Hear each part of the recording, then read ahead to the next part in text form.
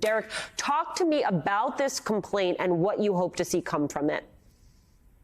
Well, we want to make sure that the federal government clearly understand that the state of Mississippi have been receiving federal funds for the purpose of maintaining and strengthening our water infrastructure under the Clean Water Act.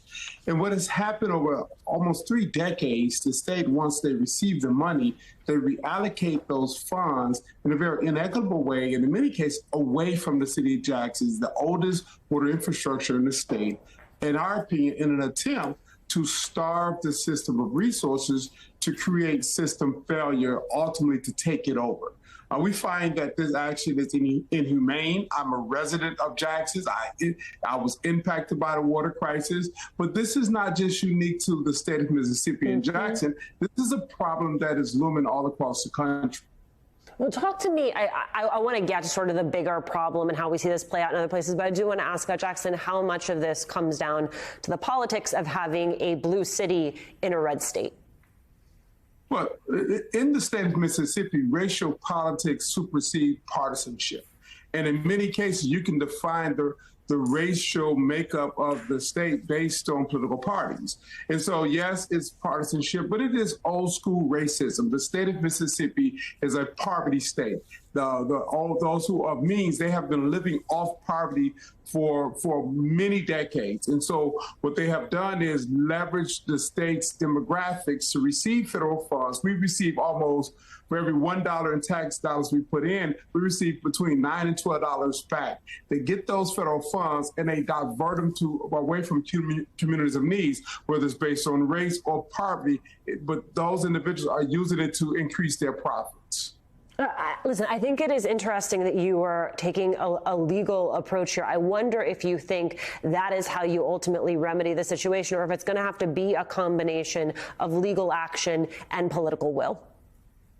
It was absolutely everything, right? We filed an administrative complaint with the current EPA for them to investigate the state of Mississippi's actions. You know, the state legislators went so far when the citizens, the residents, the city administration asked if they can levy a tax on themselves to cover the cost of the water treatment facility. The state of Mississippi said, no, you can't even levy a tax on yourself. When it was opportunity to we needed monies to pave our roads and infrastructure, the state of Mississippi said, we'll let you levy a tax get yourself, but there has to be an oversight board that we have appointments on.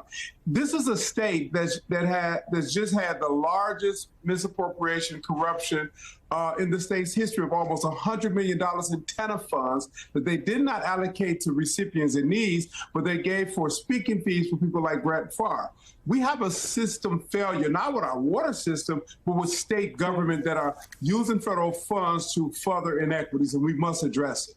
I have about 30 seconds left, but I want to loop back to the point that you made about the fact that this isn't just happening in Jackson, it isn't just happening in Mississippi. The EPA launched a new office last week charged with advancing environmental justice and civil rights. I wonder if you think that is part of the solution here. It is absolutely part of the solution. It's consistent with the president's commitment. It's consistent with the interests of EPA and the current administrator. And it's absolutely important that this office have teeth to really enforce. When we look at different states, we're going to find this in Alabama. We're going to find this in the Carolinas. We're actually going to find this in other states. We must do more for our citizens, all of our citizens, not just some of our citizens.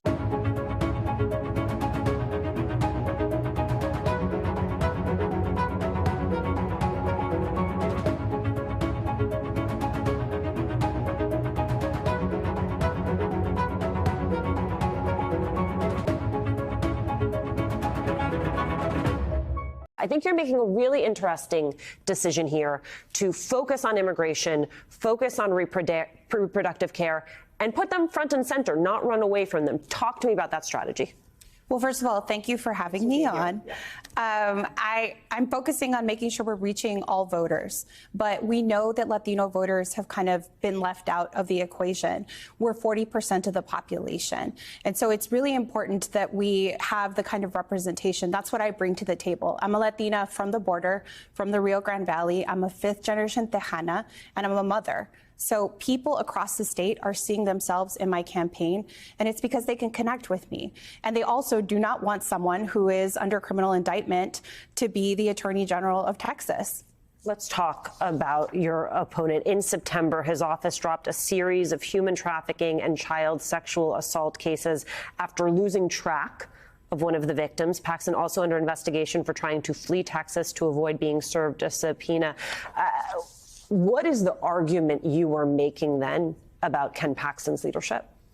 I mean, Ken Paxton hasn't seen a crime he doesn't want to commit, and he also hasn't seen a right he doesn't want to take away.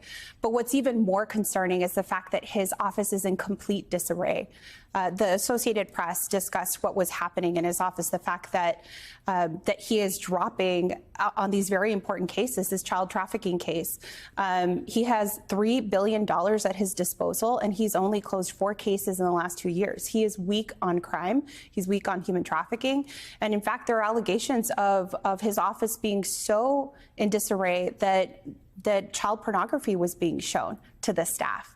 There needs to be an immediate investigation into what exactly is going on in Ken Paxton's office, and I'm calling on the Texas Rangers to do that.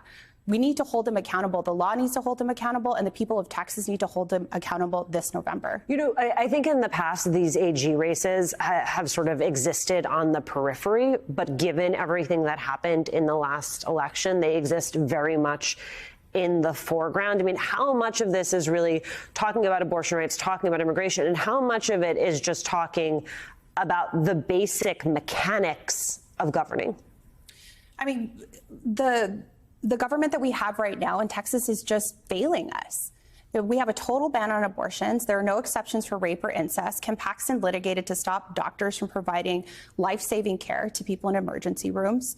I mean, the situation is absolutely dire. That coupled with the fact that our civil rights, our access to voting has been completely eroded under this administration, we need a big change. It's absolutely important. And the people of Texas are seeing what is happening. They don't like it. And that's why I'm closing in on the polls. This is the closest statewide race that we have in Texas.